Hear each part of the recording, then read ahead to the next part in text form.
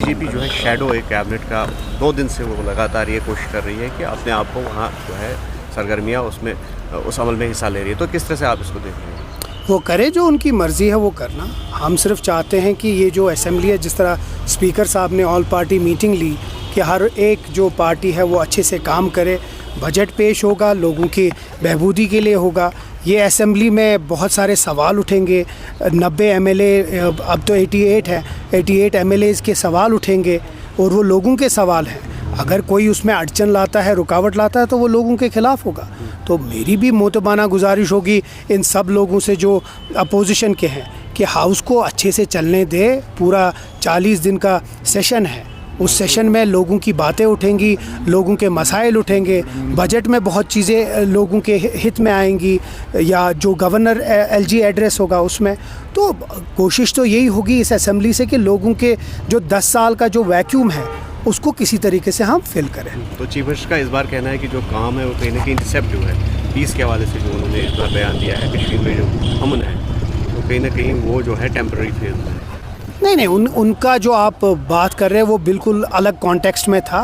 उमर साहब ने ऐसी कोई बात नहीं की। उमर साहब कहते हैं कि हम जो स्टेट गवर्नमेंट है, जो इलेक्टेड गवर्नमेंट है, उसको यहाँ के पीस में हिस्सेदार लाना बहुत ज़रूरी है, क्योंकि लोगों को आप अगर हिस्सेदार नहीं बनाएंगे तो आप पीस कैसे ला सकते हैं? क्योंकि लोग जुड़े हुए हैं हर किसी के साथ, या जो इलेक्टेड गवर्नमेंट है वो लोगों के साथ जुड़ी है।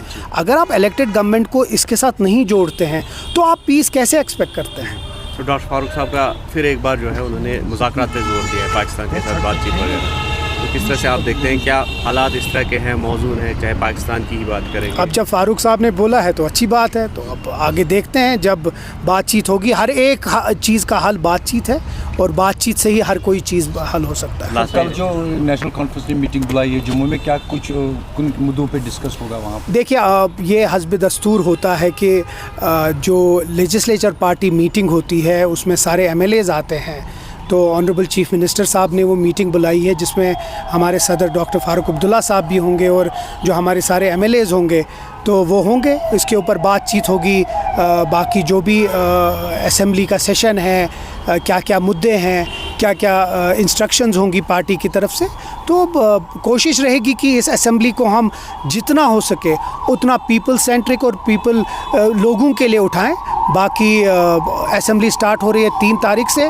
लोगों को हम एश्योर करते हैं कि जो भी बातें उठेंगी वो लोगों के हित में उठेंगी। सर, रिजर्वेशन पॉलिसी की बात करते हैं तो उस पर कैंडिडेट्स ने बोला है कि जो रिजर्वेशन है उसको, जो रिक्रूटमेंट है उसको हॉल्ट किया जाए, और जो जब तक उमर अब्दुल्ला साहब ने उनके रिप्रेजेंटेटिव से मुलाकात करके उनसे बात की है। मुझे नहीं लगता उसमें इससे ज़्यादा हमें कोशिश करनी चाहिए जो भी फैसला हो हर किसी के फेवर में हो। सर, बात करते हैं बीजेपी अभी मेन अपोजिशन पहली बार आई है जम्मू कश्मीर में, और यहाँ से हम देख रहे हैं कि बीजेपी अभी एक शैडो कैबिनेट बना रही है जिसपे उन्होंने ये कहा है कि एनसी पे नज़र रखी जाए, एनसी के कामों पे नज़र रखी जाए। तो आप इसको कैसे देखते हैं? हम चाहते हैं एक जमहूरियत में जो अपोजिशन का रोल है, उनका बिल्कुल ये रोल है कि गवर्नमेंट को आंसरेबल बनाए, अकाउंटेबल बनाए, और उनका वो जमहूरी हक है।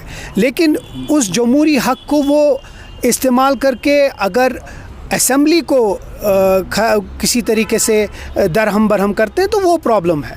जहाँ तक एक अच्छे तरीके से असेंबली का चलना है, एक्सपेक्ट करते हैं जिस तरह स्पीकर साहब ने मीटिंग ली है, हम भी एक्सपेक्ट करते हैं, हम भी चाहते हैं कि हर एक एमएलए अपनी बातें उठाएं, अपने कंस्टिट्यूएंट्स की बातें उठाएं, अपनी कंस्टिट्यूएंसी की बातें उठाएं और लोगों के मसाइल उठाएं।